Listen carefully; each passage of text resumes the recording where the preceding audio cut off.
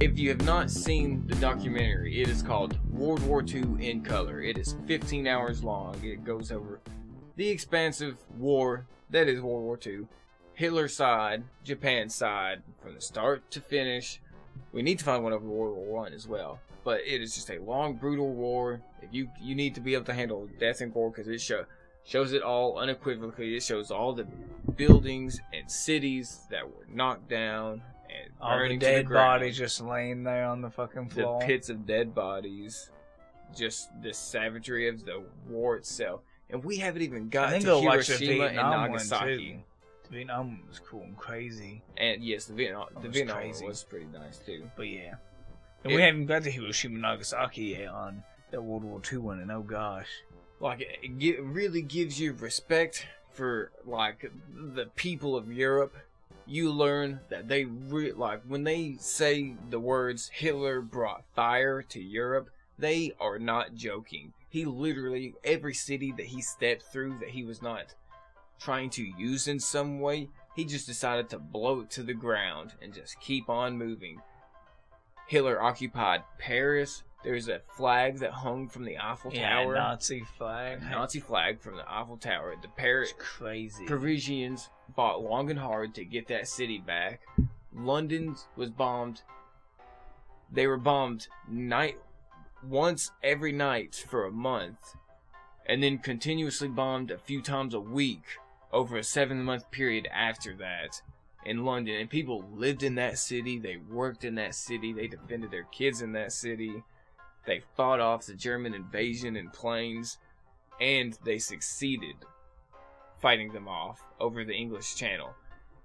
And then Hitler decided, okay, well, we're having a little bit tough time getting across that channel. Let's just march our happy ass over to Russia.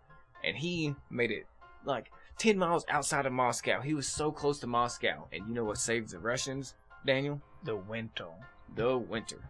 That is correct. A amazingly brutal winter. Completely stopped all their trying to give me a pop tracks. Quiz. No, we talked about it before. I think he was there. I've seen it. I've watched it a lot though. I mean, that and Z Nation. Yep, that should have been what it should be. But you can talk about that in your video of the week. Exactly. Since now we've been watching Netflix. But anyway, World War II. And then during that winter, the Russians built tanks that could go like basically with it go over the snow good. That could go over the snow pretty well. So they just came out around. They cornered them off. Basically pinched their asshole. Stopped them right there, 10 miles outside of Moscow. And then from there on, the Russians slowly... You know, weird-ass analogies. I gotta throw in my jokes when I can. Yeah. You know. I gotta throw in my jokes when I can. Oh, you and your weird-ass analogies. You know that. You get some weird jokes, too. Oh, yeah, all the time. All the time I throw in my weird-ass jokes. But basically, they pinched off the Germans, and from that point on, they just kept pushing. And Hitler was naive with his retreat policy, so... Oh my god, was he... Yeah, like, the no retreat policy was a crazy policy that... I don't think it turned out for the best of his favor. Do you, Daniel? Nowhere close. He lost so many men just by being naive and not thinking it through. I think that was a good downfall. He was so Blitzkrieg bopped it, wasn't it? Oh yeah, that was. Like he already spun it, then he was bopping it. That's what. That was another twisting it. That was another just great tactical plan of Hitler, like the Blitzkrieg plan in general, which Japan also adopted in the Pacific after they bombed our Pacific fleet, and they took over a whole bunch of islands using the same method as the Blitzkrieg, which is basically attack the enemy as fast and as hard as you can, and just keep going and keep attacking and just try to take over as much as possible before anyone really gets word that you're even coming or doing anything.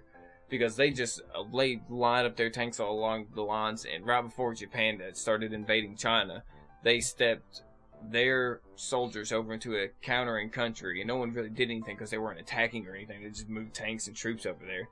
No battle, no nothing. They just moved them over. But then Japan invaded China, and that's when they decided to move out the Blitzkrieg, and they made it basically all the way to Paris. I forget the exact time, but it was super, super quick that they made it to Paris. And at that point, it was a battle over Paris. They won Paris and then headed up to the English Canal.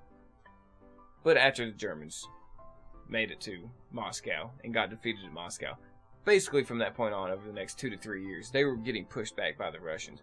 And the Russians were not too particularly happy, because from what it seems, they like to kill a lot of German prisoners. And if you are now tuning in to the Max Level Podcast, welcome to the History Channel department of it.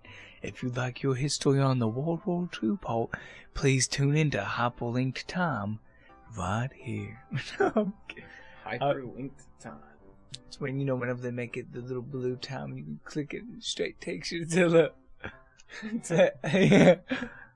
Basically, you're like, if you want to skip this portion of the podcast, here you fucking go.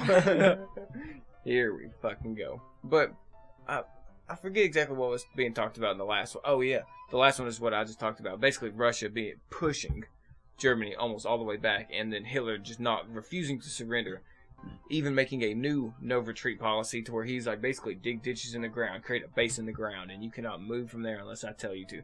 And he basically didn't let anybody move from there. So basically, they just let the trenches die. They just fucking lived, breathed in those trenches and died. But, I think we've had enough of World War II talk, because we haven't finished the documentary. I just recommend you watch it. And the British Navy, or whatever, being called the Royal Navy, was badass. Still that. Yeah, that is just a beautiful name for a navy. The Royal Navy. It doesn't get much better than that. But you gotta have mad respect for the cities of Paris, London, and of Moscow, because while Hitler was trying to invade and do all this other crazy shit, they were just having fucking balls. Fucking being shot at, bombed from the air, just bombarded, and still standing strong with their city like, fuck you. Like, we've worked hard to build this city up for this many years, and my ass, am I leaving it before we fucking defend it? And the city of London just got saved by the English Channel. Moscow got saved by winter. Paris only got saved by Russians, Americans, and English people, and also Paris people, because they're like, no, we ain't letting them have our city for long. They may be there now, but not for long. And it was a great, great battle. But let's move on, segue. Get in here for the final topic. It's been one hell of a ride for this episode, so get on here now. Bumpy, bumpy.